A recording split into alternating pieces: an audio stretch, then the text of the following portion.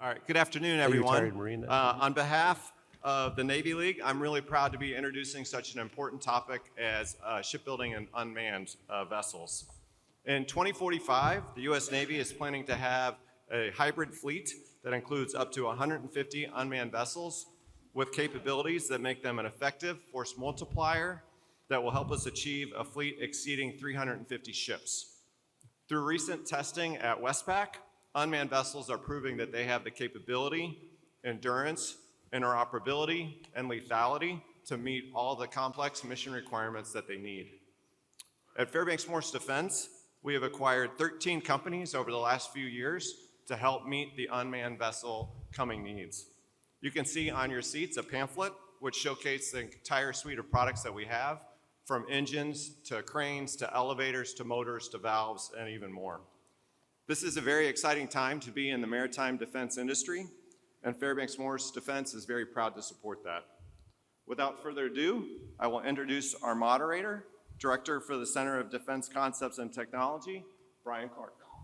Thank you very much, George. Appreciate it. And thank you all for being here today for what will be a very exciting topic. We have lots to address across the board, from technology to sustainment and operations. So I'm Brian Clark, as George said, and I'm here with a great panel to talk about this. So Admiral Jim Aiken, Commander of U.S. 4th Fleet at U.S. Naval Forces South. Also, Admiral Kevin Smith, Program Executive Officer for Unmanned and Small Combatants. And Thomas Remmers from, let me make sure I get the title correct, Unmanned Systems Strategic Team Lead, United States Coast Guard, and for Ms. Kirkpatrick, who is unable to be here today. Mr. Scott Lacey, Deputy Director of the Marine Corps Warfighting Laboratory.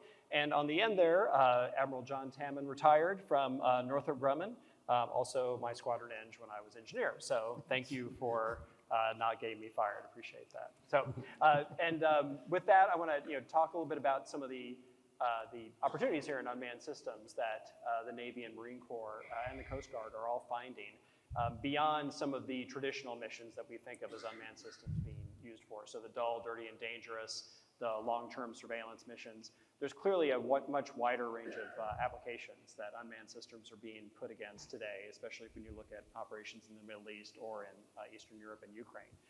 So to start with, I would like to ask you each sort of, what do you see some of the opportunities being for unmanned systems beyond kind of that traditional use for just surveillance as an adjunct to a manned platform? Are they operating, do you see them being able to operate independently, conducting other parts of the kill chain? Where do you see that going? So Brian, first of all, thanks to the Navy League for this panel, and I'm sure I speak for all my panelists, a great opportunity. In 4th Fleet, we really tried to move from experiments to operationalizing. And then we also want to try to move from the tactical, from those simple functions that you talked about, into the operational. And so what we're trying to do is to team unmanned with manned, or even stack unmanned, where we actually use, and I call this the Reese's effect, where we put peanut butter and chocolate together, where we're putting, like, for example, right now I have an unmanned surface vessel and a balloon in a mesh network. So there's some opportunities there for us to do that. And then the other thing that I would say is that we've embraced this hybrid fleet mentality. And what I mean by that is it's a combination, like I said previously, about unmanned and manned, and not just gray hulls either. I mean, the Coast Guard can jump in on this as well. But even right now, off the coast of Haiti, we have maritime domain assets, unmanned surface vessels, and what it's served as a force multiplier for the Coast Guard, who really is trying to get after the illegal migration issue in that area, just to make sure the safety of life at sea. So there's a great force multiplier there that we're embracing and moving forward with. That's a great point, Admiral. I mean, 4th Fleet's been leading the experimentation effort, in CONUS in a lot of ways, because you've got a clear demand signal for a mission that has to be conducted, but you also have a test bed, where you can do experiments in a much more controlled environment than you might have in open ocean elsewhere. And I would just jump on one thing, though, is Brian, we really tried to move away from experiments. We still do our we've been doing this since 2008. Right. We're doing experiments twice a year in Key West, and some great opportunities, and maybe I'll be able to talk about that later. But we really tried to move to operations, and as we moved to operations, what we're doing is we're putting unmanned vessels in the hands of operators. And so we've seen what the challenges are being at sea for 6 and 8 and 9 months now, with some of the unmanned surface vessels, and it really has challenged us and sort of challenged our assumptions and even how we deploy them, where we put them, those types of things, positioning, which we simplistically said, hey, let's just put them in a line, and then we realized, hey, let's consider sonar buoys and how we would actually employ sonar buoys and applied the operator aspect to the unmanned. So it's been a great opportunity. Excellent. Admiral Smith, what do you think some of the opportunities or the ways we can sort of expand the use of unmanned systems beyond kind of the traditional approach? So we did not coordinate per se, but I have a lot of things that are complementary to what Fourth Fleet's doing, and a lot of challenges in working partnerships we've had with CTF 59 and others. When I took over from Admiral Moten last summer, it was amazing some of the work that's been done. So how about a hand for unmanned, right? We're after evolving technologies, and plus I want to give a hand to my team who brought together a video you probably saw coming in. The video of some of the things we did on Integrated Battle Problem 23 TAC 2 and the deployment to the Western Pacific, having Mariner out there, the Ranger, and Seahawk, Sea Hunter, and soon we'll have Vanguard. We're looking at Vanguard. It just went in the water last December, and we're looking at getting time with her. What's interesting is that a lot of these systems that we have out there, experimentation is very important, and we're trying to gather a lot of information. Core areas, autonomy, perception. One thing that resonated with me when I listened to the chairman of the Joint Chiefs recently, he said, hey, we need to get a minimum viable product out there. We need to get feedback as soon as possible. And that's where the fleet comes in. So you as a partner is fantastic, and we'll continue that back and forth. Obviously, a lot of data is being gathered, a lot of feedback. We need to improve to get beyond just surveillance. So there's a lot of opportunity there that we're not just large and medium, but also small that we're getting after. So we'll continue testing and evaluating all the vessels. Obviously, LUSV, there's a lot of a good opportunity there that we're working with OpNav. Obviously, there's requirements in that roadmap. We need to get beyond surveillance. So we do see a big future with unmanned. And I know other questions will come probably from as we walk through this, but taking the sailor out of harm's way is very important. It's paramount, and so we're aligned with that. Some of the areas I think you all know, we talk about reliable hull, mechanical, electrical. That's having reliable machinery, having reliable electrical components. We're working closely with integrated combat systems, having a virtualized combat system. And could close the fire control loop. It's really important to make sure we work with our C4I brethren at NAVWAR and POC4I to have automated networks and radios so we can really get after that. That's all in our swim lane. And then vessel control software, we have the common control system that we are working with. We have the UMAA standard that we're working.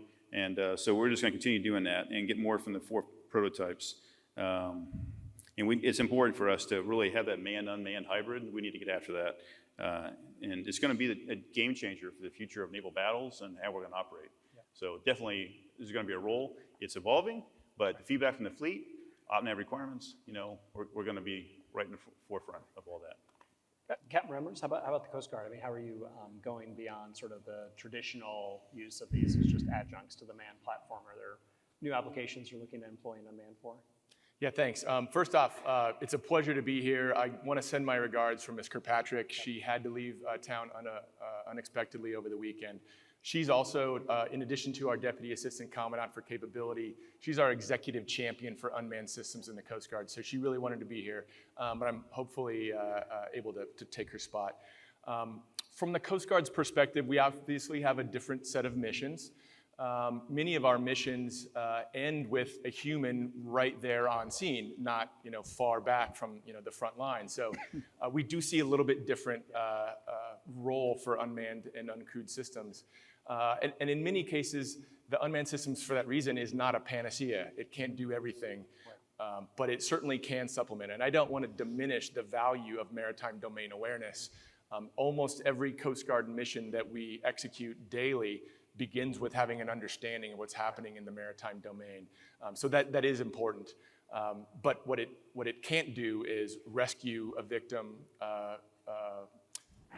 stop counter drug traffickers, It would be ineffective against migrant trafficking. So we've got to understand how to combine that with our manned assets. So as Admiral Smith talked about, the importance of manned and unmanned teaming, that is just as important for Coast Guard mission execution as it is for DoD. We certainly see a lot of value in those ISR assets, but the situational awareness that a helicopter pilot embarked on a cutter, the boarding team member, the boat crew, before they go over the rail, that situational awareness that you can get from simply having a USV or a UAS over top, watching a suspect vessel, I'm not even sure I would say it's so much a force multiplier, but we look at it as a tool for force preservation. We can keep those folks on board the ship until the time and the place of either interdiction, rescue, that is optimal for us. So we really look at that teaming as something we just can't value enough. Right, that's a good point. Mr. Lacey? Yep, Brian, thank you, I appreciate it. So for the Marine Corps, which tends to fight as a Marine Air Ground Task Force, right, a MAGTAF traditionally, we see utility for autonomous systems across all elements of the MAGTAF, whether the ground combat element, the logistics combat element, or the aviation combat element. All of them have areas where manned-unmanned teaming really improves the overall performance of the organization, right? At least that's what experimentation has shown so far. Each of those systems is going to be subtly different, and I'll start with the logistics side and thank Fourth Fleet publicly, because our autonomous low-profile vessel, once we got them into the water, the very first place we experimented with them was with Fourth Fleet. Lots of experience with something that looks like a narco sub. And so, for instance, we find this is a really valuable distribution capability within the logistics element, right? Unmanned ground vehicles within the ground combat element, whether for lethality, whether for supply, sensors, all of the above. And aviation combat element. As has been out publicly in various outlets, we've got a couple of MQ-58s, XQ-58s, depending on what you're calling them, that are flying payloads for us, again, showing the ability for autonomous systems to expand the capabilities of manned systems. So we're going to follow up on some of those here in a little bit. So Admiral Tam. Yeah, thanks, Brian. So I see kind of three broad areas of opportunity. The first, and it's probably been a common theme throughout the past couple of days, is this notion of getting more players on the field, right? And I think you just walk the exhibit halls, and you can see nearly every member of industry is working either their own vehicle or something that supports a vehicle. I think that's very exciting to see, and I think we need to support that. I think the second area I would say offers great opportunities is this notion, not just situational awareness, but the manned-unmanned teaming, right? So, and I think the example I like to use is P-8, tied with a Triton, right? Being able to get something that's greater than the sum of the parts, the 1 + 1 = 3. So I think that's a tremendous opportunity. And then finally, I would say the ability to get significant payload far forward, from the undersea, I think is something that the operational commander is very interested in. And I think, the work that you've seen DARPA do with Manta Ray and Hunter, fits in that category. You see what Anduril's doing with LDUUV, and then obviously what Pac Fleet N9 War is doing with some of their concepts, I think really supports that. And again, I think there's a tremendous opportunity in the uncrewed domain. Right. Yeah, good point. I mean, so to follow up on some of the his points, Admiral Smith, so you're working on a set of mostly larger and medium unmanned vehicles, because those are obviously challenging vehicles to put together, given the long endurance, the need to worry about coal regs and operate amongst manned platforms. Whereas smaller vehicles, you might be able to get away with something that's more expendable and less sophisticated. Where do you see the mission set for those evolving as we go forward? There's lots of ways you could use those, but their payloads could vary. There's certainly something you can use for sensing or counter-sensing or delivery of payloads or other maybe weapons or munitions. Do you see that evolving dramatically and kind of expanding over time? Certainly on the large side, the endurance, the range, as you know, LUSV with the AOA that was done in 2022 was really all about offensive fires and having an adjunct magazine. Yeah. So That's one of the big key things as far as that manned-unmanned pairing. MUSV, obviously on the sensor side and surveillance, but really getting to we're doing an AOA this year on what's in the realm of possible as far as MUSV, when it comes to other payloads for that fight. I think it's all about the readiness kill chain. What can we do with the kill chain in general as far as the fire control loop, detect, track, engage, instead of just domain, awareness, now it's really bringing the fight, and following that kill chain. One thing I see some of my USC mission module guys out in the audience. Obviously, one thing we're doing is the mine countermeasure USV, and that is got the IOC, and we're working at now with industry to get MCM fielded. Fifth Fleet is the big target there, where we have Avenger class to decommission those, and we have mine scooping capability, mine hunting, as well as mine neutralization, using airborne assets on the LCS for the laser mine detection system, neutralization. So we're really excited about getting that kind of unmanned as far as USV in that swim lane. So, but large, some people would argue, hey, we're just focused on, an adjunct magazine. I do see that there's going to be more roles in the future. And medium unmanned, we're still looking at all that.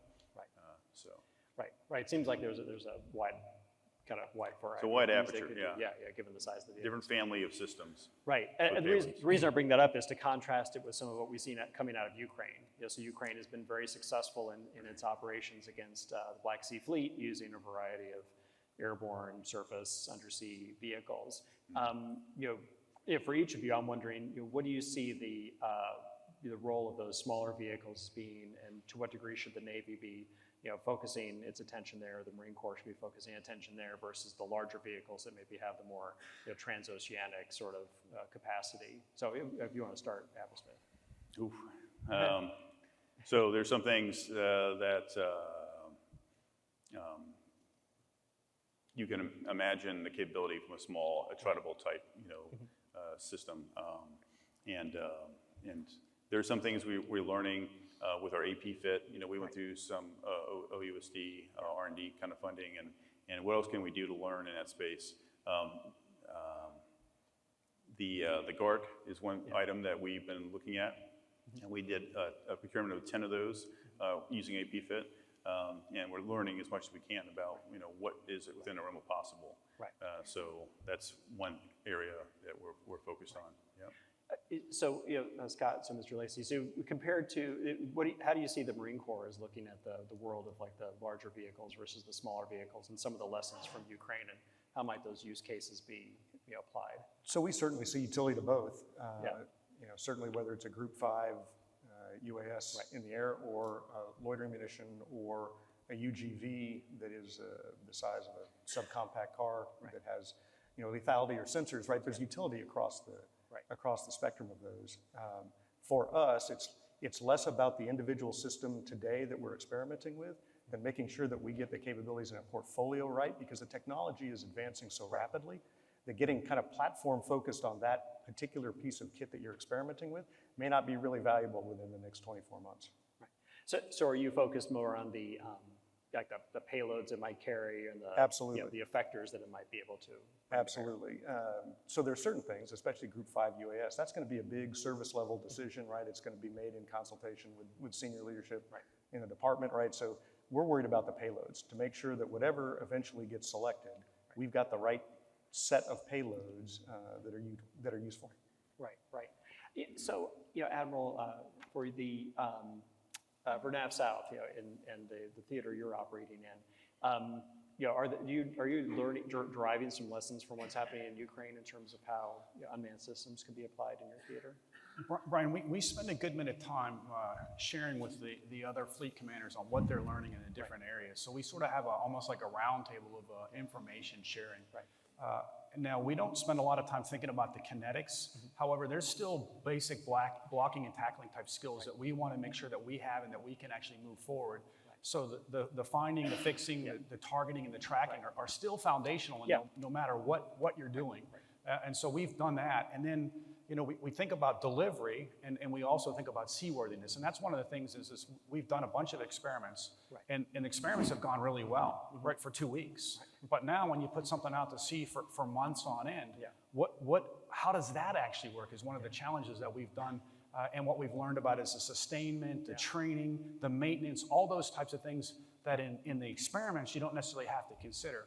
And then we do spend a good bit of time with the Marine Corps thinking about, okay, if we had an EAB forward somewhere, what type of USV, what type of UUV, what type of UAV could we launch and be a force multiplier for the EAB? And if you look at the geography, this is one of the things most people don't think about, but if you look at the geography of Fourth Fleet, we have an island chain, and there's some other places in the world that have very important island chains. We have strategic straits. There's some other places in the world that have strategic straits. If you look at the distance from our island chain across, it's about 618 miles. If you look at the one in the Indo-Pacific, it's 626 miles. So there's a lot of geography opportunities that we can apply, and that application goes forward, and that blocking and tackling that we're learning and demonstrating, we're forwarding that, and we're sharing that with PAC Fleet. We're sharing that with CTF 66, CTF 59 going forward. Right. Those are great points. So you bring up sustainment and keeping these things over the long haul as opposed to them just all being expendable. In the Coast Guard, obviously you need to have systems that are sustainable and can be maintained in the field for a long period of time. How are you looking at when you're bringing in these new technologies, new systems that are coming off of from a variety of either privately or public funded vendors? Yeah, it's a great question, Brian.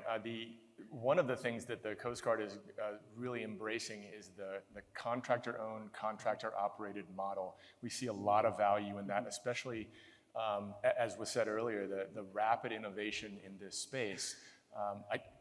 The Coast Guard does not have a massive budget, and so for us to try to develop requirements, go through budget processing, and then acquisition, and field something many years down the road that is no longer the right technology just doesn't appeal to us. So we're certainly very eager to continue our partnership with Fourth Fleet, and it's been fantastic so far.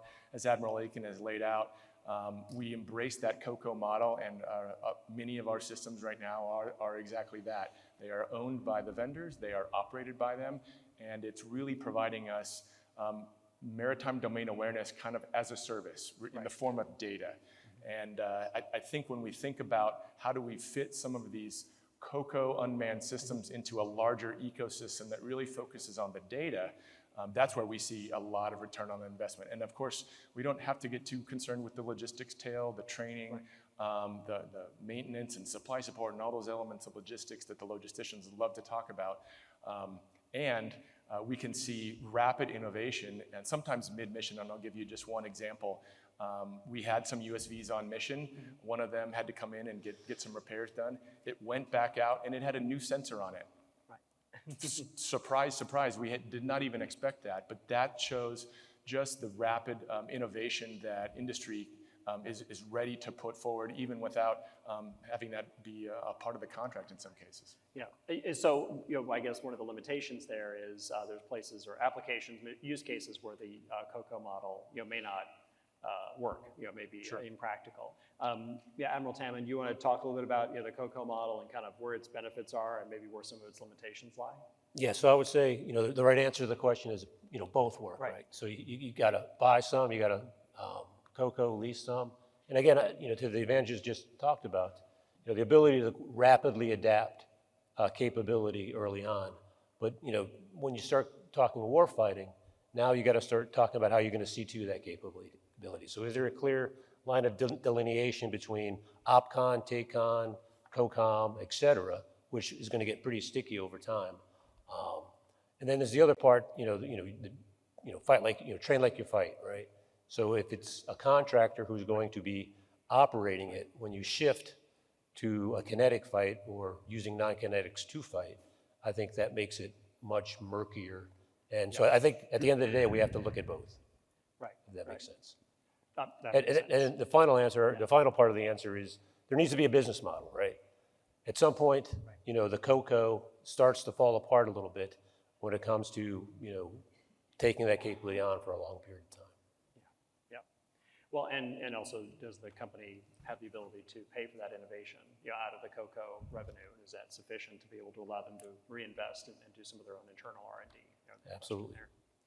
So, Admiral Smith, as you showed in the video, USV's just completed a really successful Indo-Pacific deployment. I saw them when they were down in Australia as part of the Indo-Pac conference. What did you learn from that deployment? It was pretty impressive, to do pretty much a 6-month deployment, a normal length deployment across the Pacific, visiting a variety of ports, being able to use local facilities for sustainment and repairs, and then come back to the U.S. What are some of the big lessons that you guys learned from that deployment? I think becoming integrated components with the fleet and trying to envision. I mean, you saw. I think the Ranger was actually refueling at sea. Yeah.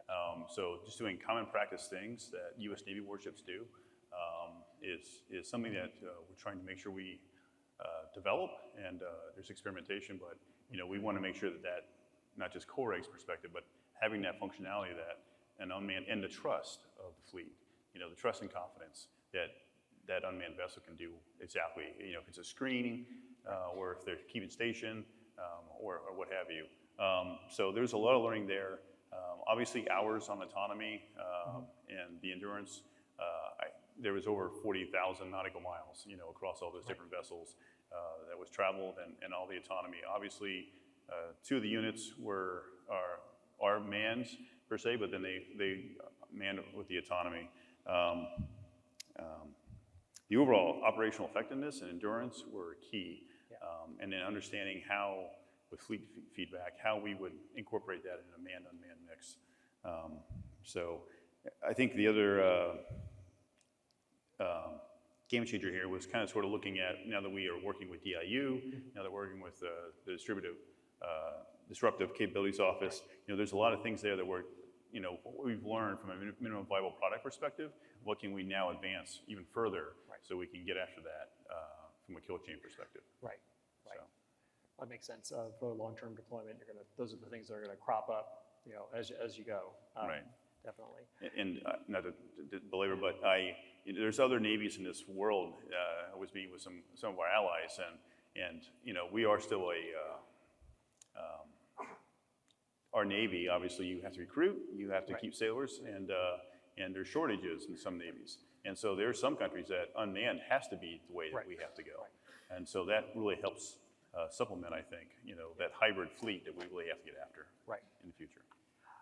So, something talking about fleet integration with the Coast Guard. I was wondering, the Coast Guard's going through this, long-term recapitalization of the fleet, and the Coast Guard's now with the tail end of that. So, bringing in the fast response cutter and the offshore patrol cutter, is kind of the last components of that. Do those new platforms offer you better ways to take advantage of unmanned systems or uncrewed systems, and sort of expand their effective capacity or their effective reach? Yeah, good question. The Coast Guard's surface recapitalization program in particular is, I would say it's still ongoing. In fact, we're nearing the end of our national security cutter fleet and our fast response cutters, but we're just really getting started on the offshore patrol cutter and then also the polar security cutter. So still plenty of shipbuilding in our future. And that is taking a lot of the procurement and the PC&I budget, the acquisition budget that we have. So, but the good thing about that is both of those future cutter classes, the OPC and the PSC, both have space, weight, and power accommodations for unmanned aircraft systems. So those will be separate systems, separate programs, just as the SUAS for NSC is. As our cutter boats, we acquire those separately from the ships, but they're complementary capabilities. And so we're eager to get some of those out there. And with our latest SUAS for NSC recompete, we're working on the 2nd generation of small UAS for the National Security Cutter. We've got some contract line items to give us the options to do some testing on other cutter classes. And so we're eager to see how we can adapt those and build those into the ConOps for some of those new cutters we're building. So you bring up small UAS, and that brings up something I wanted to talk to Mr. Lacey about. So the Marine Corps, is retiring, kind of the first generation of small UASs that it had, RQ-7s and RQ-21s, but those are a little bit bigger than small, but the RQ-21s and the RQ-7s are leaving the force. And you brought on VBAT, I think, is a COCO type of model. And then the MQ-9 obviously is the kind of the Group 5 UAS. So where do you see that transition going? Are you going to follow the lead of the Army when it comes to small UAS programs, or are you pursuing an independent course? So certainly the lab experimented with all of those, and as they matriculated, right, the MQ-9 Alpha continued on to become program of record for the Marine Corps. Other systems, some yes, some no. From an experimentation standpoint, we are absolutely experimenting every day with the latest variants of Group 1, Group 2, and TTPs associated with those, tactics, techniques, and procedures associated with those. Not everything should be a program of record. One thing I will say the Army does very well is that they identified their Group 1 UAS as sensors rather than UAS. It just happens to be in a UAS body. And so what we've looked at is what DIU, the Defense Innovation Unit, did was take small UAS and create a blue UAS program, meaning that they identified the provenance of all the supply chain that goes into these UAS systems, and they make them available on the GSA schedule. Well, that actually is a method. If we can get the price down sufficiently on those systems, that gets it out to the fleet much faster, out to the Fleet Marine Force, right? And so there are definitely ways that we will continue to experiment with new kit, but also identify where the kit can get fastest down to Fleet Marine Force. Right, that makes sense. So one thing that a couple of you brought up was data and the importance of data. And Admiral Aiken, I was wondering, collecting data is something that when you hear from AI companies, they say that is their biggest limitation, and they anticipate running out of, kind of fresh, raw, human-generated data within a couple of years. Fourth Fleet seems like it's a great area for data gathering to support the development of artificial intelligence-enabled software on these uncrewed systems. Is that something you guys are, focused on trying to provide a place for, or is that how does that shape your operations? It's a great question, Brian. When we started this journey, matter of fact, at Sea Air and Space last year, CNO and SecNav announced, hey, Fourth Fleet, you're going to be the new hybrid fleet, and get after it, Jim, and the rest of the staff. And they've done a super job. We didn't realize it at the time, but there's actually two hybrid fleets. There's the operational hybrid fleet of, unmanned in the water, robots in the water. But what we didn't realize is the volume of data that we would actually get at the headquarters. And what we've really had to do is because we're not going to bring on additional sailors, right, additional contractors, we realized that we need AI tools at the headquarters to make the watchstander better, and not only the watchstander, but the commander better. So it's a combination of those two hybrid fleets that's been part of our journey right now. And really the data is really one thing that we think we can advance, going forward for a big Navy. Right. Yeah. So from the industry perspective, Admiral Tamman, how can industry help with this data gathering and data management problem? Because I assume for unmanned systems that are being developed in industry, you need a sense of what's the real world feedback from operations in the force. Yes, that is an excellent question, right? Because there's a lot of people who talk about AI, and I think a lot of industry is working on AI. For instance, Northrop has quite a bit of experience in mine warfare with automatic target recognition, and so again, I think it's really about getting the right people, the right stakeholders together to lay out the requirements. Find a repository for that data, create the sandbox for the data, and then let industry help government come up with the solutions to get after, what works best for the warfighter. Right. And one of the challenges, though, is that if industry's gathering data, who owns that data? And then do you share that with the government, or do you share it with your potential competitors? Absolutely. So I assume that there's going to be times where the government has to come in and say, well, we're going to acquire your data, or we're going to build a contract that compensates you for generating a bunch of data and then providing it to the government as part of this unmanned system development project.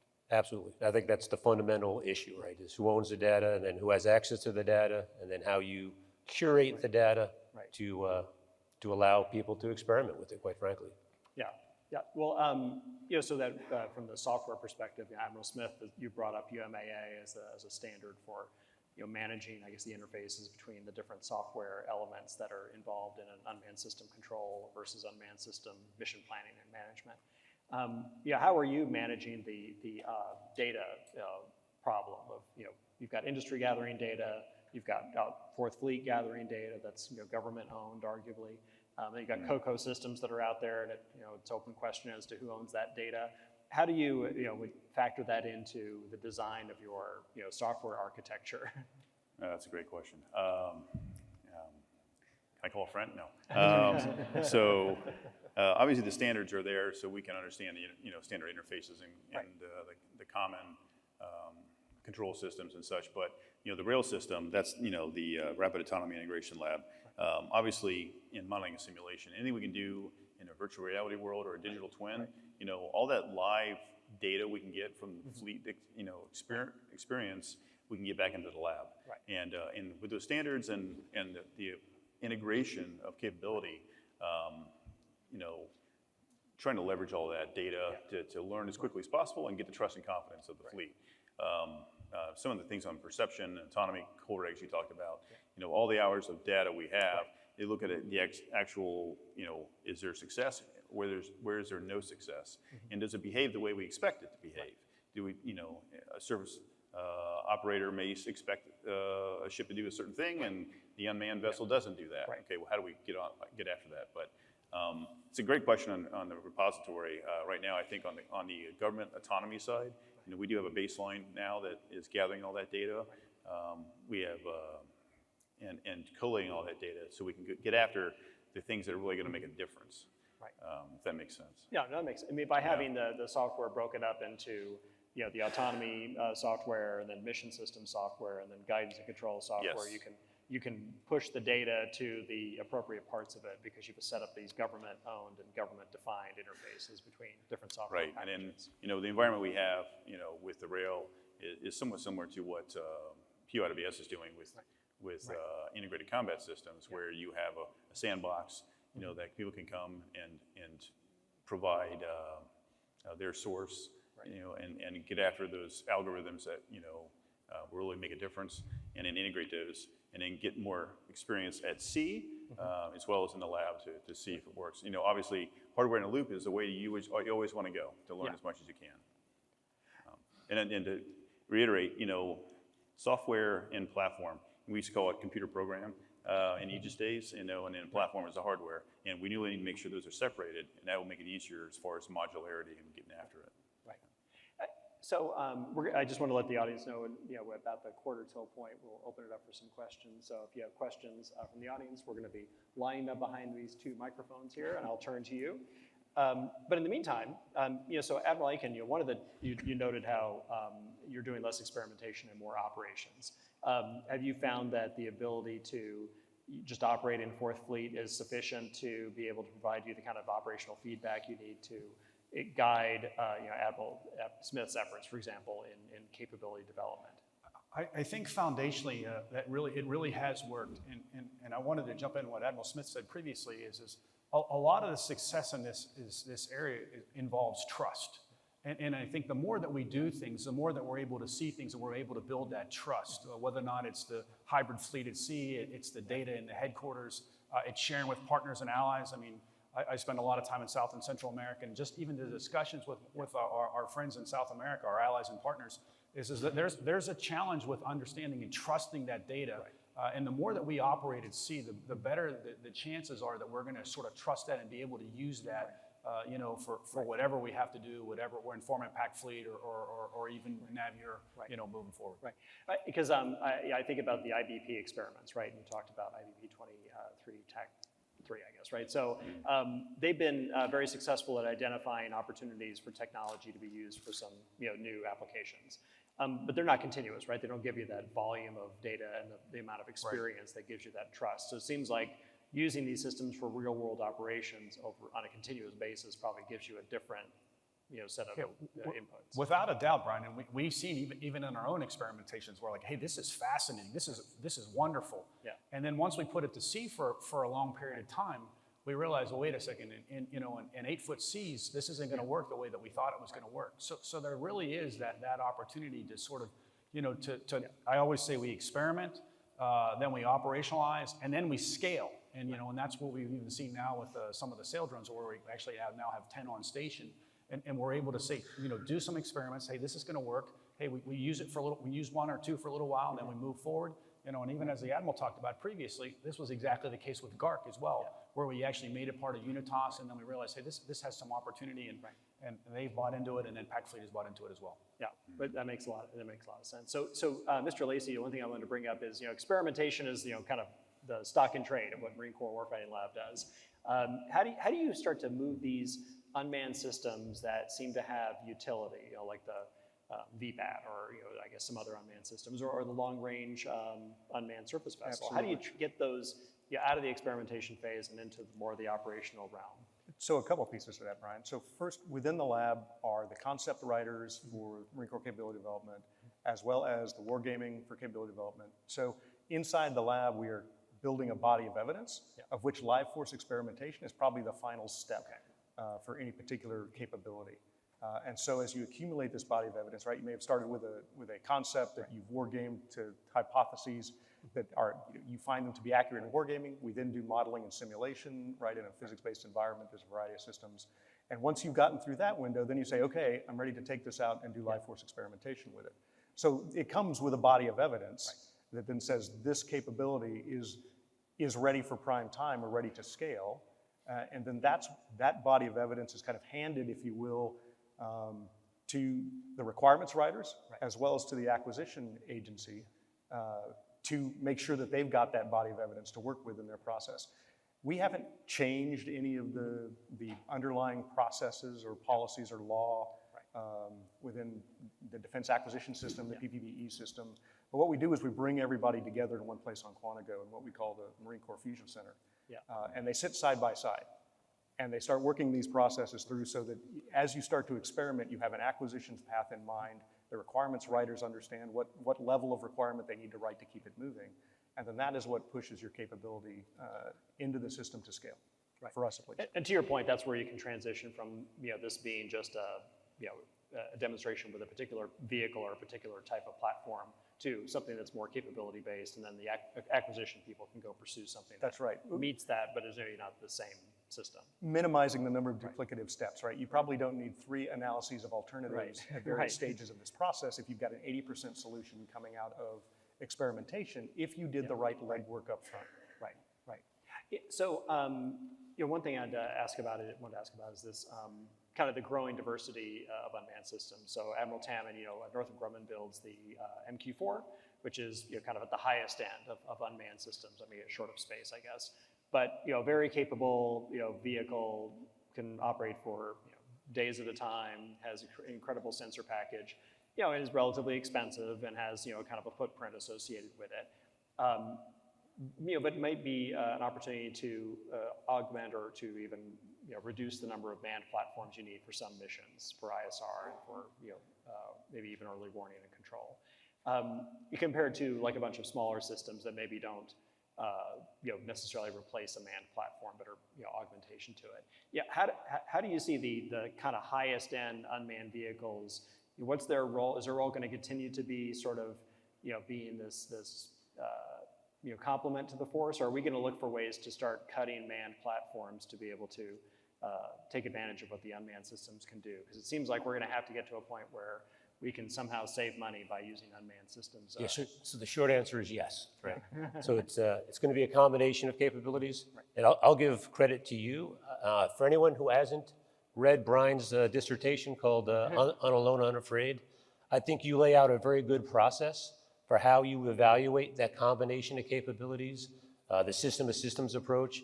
Start with step 1, which is define the problem you're trying to solve. Right? And we tend to forget that. We tend to throw spaghetti against the wall, and then we experiment and test, and we find sometimes it's either adequate or not adequate. But I like your process where you talk about define the problem, figure out what systems fall into the solution set, come up with some hypotheses of what might work best, then build the modeling, do the simulation, do the experiment, feed the results of the experiment back to the models so the models make sense, more sense, and then wash, rinse, repeat until you come up with what's that best combination of manned, unmanned, expensive, exquisite, and cheap and cheerful, right? And then once you go through that process, I think you'll come up with a much better force composition to offer, whether it be Pac Fleet or someone else, if that makes sense. Right, I mean, because we have to move from a world, I guess what I was trying to say is where unmanned systems simply augment the manned force to where they're beginning to take on some of the roles of the manned force to reduce costs or manage costs. So we can't have them just be additive. We have to have them be able to contribute in a way that allows you to reduce the manned force's size or At the end of the day, it's a system of systems, right? I think you use that terminology frequently. And from an operational perspective, it's managing risk as well as managing cost, right? Good point. Because Yeah. you're So operationalizing. having these, especially when you're looking at Marine littoral regiments that are operating inside the weapons engagement zone of an enemy. So I want to open it up to some questions from the audience. So first, if you'll state your name and affiliation, and make sure that you ask a question instead of giving a comment. But thank you very much. Good afternoon, Glenn Wright from GMA Tech in Annapolis, Maryland. A question for Admiral Smith or anyone else who might like to respond. Unmanned systems are only as useful as their sensors are functional. How is the Navy dealing with the issue of sensor degradation? So sensor integration on unmanned systems, you could even broaden that to talk about payload integration. That's degradation, not integration. Oh, okay. Okay. Sensor degradation. Oh, sensor degradation. Okay, interesting. All right, well, I mean, I think, I would say that these are all new systems in development, so I'm not sure we're suffering from degradation of the systems yet, but the sensor systems. One thing I would offer is, we are working with our partners from, NAVWAR, POC4I, and IWS, to use, really the challenge here is the unmanned and the system reliability. So when we talk about degradation, that's what I'm thinking about is, if from an ACE of O perspective, maybe over time, they degrade. So there's always a talk about redundancy, but our partners working on a virtualized combat system, working on an agile C4I suite that could be obviously integrated into the platform is where we need to go. That's the future. And so I work very closely, at my level with the POs from that perspective. And on LUSV, that's one example, or MUSV. We look at common platforms, separate the platforms from the actual technology as far as C4I in combat, and get after those things that we really need. And quite honestly, that'll help long run on some of the maintenance requirements we have on manned ships. If you have a system that is a high reliable system based on architecture then that'll only help us in the long run. Yeah, but so this brings up a question that we didn't talk about, though, is the idea that the sensor, in a lot of ways, is the limitation on how autonomous an unmanned system can be. Is that, what you're finding also is that you have to provide better sensors to the unmanned vehicles so they better understand their Yeah, we have environment? some shortfalls just on mine countermeasures, USV, for example, where we're looking at maybe height of eye sensors that you need to install on some of these platforms like LCS, where now you have unlimited, or you still have limited range per se on horizon, but you have more capability from that perspective. So we are looking at that as far as, okay, where are the gaps? Right. Like you said, define, measure, analyze, improve, and implement control. Hey, what's the problem we're trying to solve, and how do we get after that gap and go implement something, learn, and then get some feedback and go after it some more. So always trying to improve. So, Admiral Aiken, have you seen that in Fourth Fleet, the idea that the sensors that the unmanned vehicle is using to make its own guidance decisions or control decisions, is that a limitation on its ability to operate autonomously? It is, and it's something that we're just sort of continually working through, continuing evaluating. And then the nice thing is working with industry is if we see something that's a shortfall, we identify these types of things, and then we can have a discussion on if we can modify. I think the captain talked previously about a sensor on one of the USVs that you had, and they brought the USV in and said, hey, we can make it better. Right. And industry has been very forthcoming in that way, and we've seen similar stuff as well. Yeah, because I think industry understands this, but for the people in the public or on the Hill that don't necessarily follow this very closely, they think of the sensor as being the payload it's carrying for the purposes of what the mission is, as opposed to the sensor is actually what it needs to be able to manage its actual operations and make sure it's not running into people. I mean, to your point, from a weather perspective, that's been a challenge. You probably read about some of the things that we experience on the Overlord, USVs, where you don't have the sensors per se that we're getting there, but certain weathers and just cloud formations may fool you know, the perception of the autonomy. So, Right. yeah. Right. Next question over here. Good afternoon. My name is Gary Harkle-Road, Leonardo DRS. So there was some discussion about defining the problem and starting with that, and then the process of going through to eventually coming up with the right answer and the solutions that you're interested in. So in today's environment where we want continuous development, continuous integration, we want agile processes in both hardware and software, you know, sometimes, you know, we may be seeing issues of the information from the upfront part of that process that has defined the ConOps and the problem that you're trying to solve, and the timeliness of getting that information out to industry. Have you thought about or addressed that issue? Yeah, so good question for, I mean, I guess, you know, Admiral Smith and, you know, Captain Remmers. Getting data. I'll take a crack at getting that. feedback to industry, yeah. Along the lines of COCO and being interested in what capabilities out there, we're constantly doing market research. I think it was a great comment earlier that is not the only avenue, and I would agree there is a point in time where we're going to find some COCO capabilities that we want to own for some of the reasons, although many of those, some of the DoD reasons for owning them don't simply apply to the Coast Guard. But we are constantly conducting market research, and at this point, I'm prepping a request for information to industry asking, hey, what are the new innovations that you're working on? And along with communicating some of those, for us, very multi-mission use cases that would allow us to apply those directly to, you know, the end games that we are going to work towards in daily mission execution in the Coast Guard. Do you want to weigh in on that? So there's a couple of instances on the undersea side. Yeah. Obviously, battery technology is always something, and how you package those. It's always moving. It's very rapid. And at some point, I think we'll come to a nirvana of battery storage and management that will be fantastic. When it comes to undersea, that's one challenge, you know, and some of the, like Orca and other projects. Hey, how can we really have long endurance and have batteries? The other thing I was thinking about was endurance and reliability. Obviously, the 720-hour endurance test we had to go do for LUSV, that was something we gave, here's a problem we got to solve, and we gave it to industry, and they went after it. And we had some success. We had four of 6 that proved they could do it. So that's how we provide some feedback, I think, to industry as far as, here's the problem we need to solve, based on requirements, and let's get after it. Next question, right here. Hi, Sidney Friedberg from Breaking Defense. Thank you all for doing this.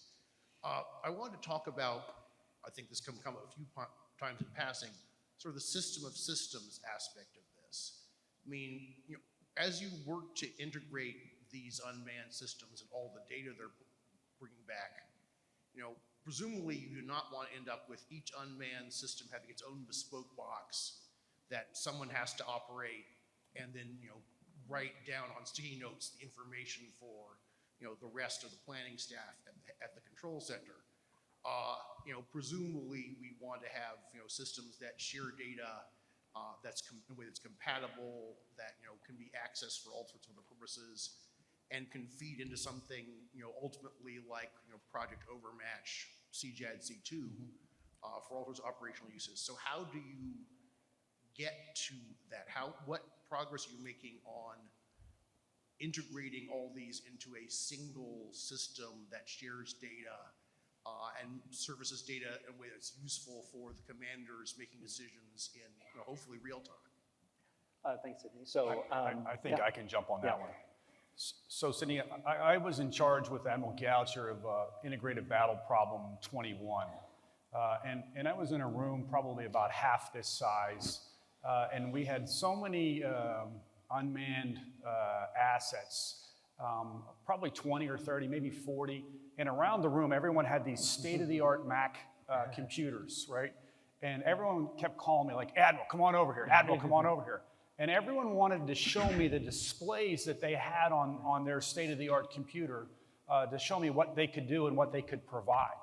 And so the problem, and one of the things that the staff and I have talked a lot about is that integration and sharing that. And so we've worked closely with the Minotaur, what we call Fleet Minotaur, Centaur, really sort of trying to compile all that data on one screen, one pane, CTF 59 and Fourth Fleet have really worked sort of side by side to sort of pull all that data in, share the standards that we're trying to do, making sure that when industry provides that it actually can actually receive that and we can actually display that. So that's one of the big challenges that we have, because at the end of the day, you know, our watch standards, and even me as a commander, I don't have the capability to take in 40 things or 50 things all at the same time to sort of apply all those things and you know, moving forward. Right. And that's exactly the problem. If you remember from 21, we actually shot an over-the-horizon missile and pulled data from non-organic sources. And literally, that was one of the significant challenges, is just pulling all that data together to be able to shoot a missile beyond the horizon. And Admiral Smith is also where kind of UMAA comes into play, where you're going to have a separate part of the ecosystem for the mission systems versus what's managed for the command and control of the vehicles themselves. Right, absolutely, yes. UMAA, the Common Control Software, command and control, you know, we've done a lot of exercise with rep views and a lot of learning there, and interoperability part, I think, that Admiral's talking about here is really how you fuse that data picture, you know, and have a common picture and a common understanding for situational awareness, but certainly those standards, the STANAG also is another product we've been working with RepViews, and what is that standard that we need to get after, so that way everyone can integrate to that. Next question. Hi, Steve Borres from Alitos. Thanks very much for doing this panel, gentlemen. I think I'm really directing this towards Admiral Aiken and Admiral Smith. Can you comment on where you think OpNav is optimized to support, fund, sponsor unmanned systems, where there might be seams in that process, and how it impacts the future of unmanned systems? OpNav. How is OpNav set up for this? So, as a POUSC, I do have 3 sponsors. One of them's in the audience right now. I think I saw one of them in 97. I'm not sure if 96 is in the room, 95, but so Admiral Pyle, Admiral in general, Annabali. But you're right, there's unmanned, it's, I think there was talking about having, at one time, it was N99. And they said, you know what, this is something that is N99 here? An old 99? Right there, yeah. So, but I think that there's so much across different warfare areas that makes a lot of sense that they're, you know, they reside with those resource sponsors. But there's a clear focus in those areas. You know, so from a map perspective, you know, there's all those areas trying to figure out how we can get to unmanned functionality and capability, if that makes sense. Thank you. Last question, Megan Exton. Hey, Megan. Thank you so much. Megan Eckstein with Defense News. I just wonder, as unmanned operations sort of become more normalized throughout the Navy, Coast Guard, and Marine Corps fleets, I wonder what aspects you think might be sort of codified in a common concept of operations versus what might remain a little bit more specialized based on geography or domain or that type of thing. Like, I just wonder what might the common thread be versus what would be up to local commanders. Admiral Smith just looked at me. I don't know what that I think some of it has to do with, you know, what theater you're in, what area of operations. You know, as we get more and more of this capability out to the fleets, you know, that minimum viable product, then we'll learn more, and it's a great feedback loop. It's system engineering. Someone uses system engineering. You know, what can we learn? Build a little, test a little, learn a lot, and get that feedback loop so we can, okay, where do we want to go? I think now that the rating for robotics in the United States Navy has been created, I think that this space is now going to become even more concrete, and we're probably going to really start learning a lot and get some feedback from those sailors, and it will become more commonplace. I do think that was this theater specific right now, obviously Fourth Fleet, Fifth Fleet, in some of the areas in the Pacific where, you know, we'll continue to experiment and get capability out there and continue to learn. So, but I think it's going to become more and more commonplace. And Megan, when we started this journey, one of the things that Sino Gilday said to me is, he said, Jim, I want this to be at the fleet level, right? So he wanted fleet operations. So within the Fourth Fleet staff, I have an N9 who's in charge of requirements. My N8 spends time with thinking about money. My N6 thinks about the communications that are required. So what we've really tried to do is okay, we want to normalize this, and we don't want it to sort of be a one-off or specialized. We want it to be something that we can do each and every day. And it goes back to what Admiral Smith also said about that trust, is I want my operators to be able to say, I trust this information, okay, and then I can use it as a decision-making tool. And not only do I want to be able to trust this information, but if you look around the room, I have partners and allies in the room, right, who I want to be able to share that information, and I want them to be able to trust it because we're better. You know, SecNav talked about the 1,000-ship Navy. Right? We're all about that, and the more that I can share that information, then it's a force multiplier, and it builds the strength between our navies, between our nations. Well, it's a great place, I think, to end it. So thank you very much, Admiral Jim Aiken, Admiral Kevin Smith, Captain Tom Remmers, Mr. Scott Lacey, and Admiral John Tamman. Thank you all for being here. Let's give them a big round of applause for putting up with our questions.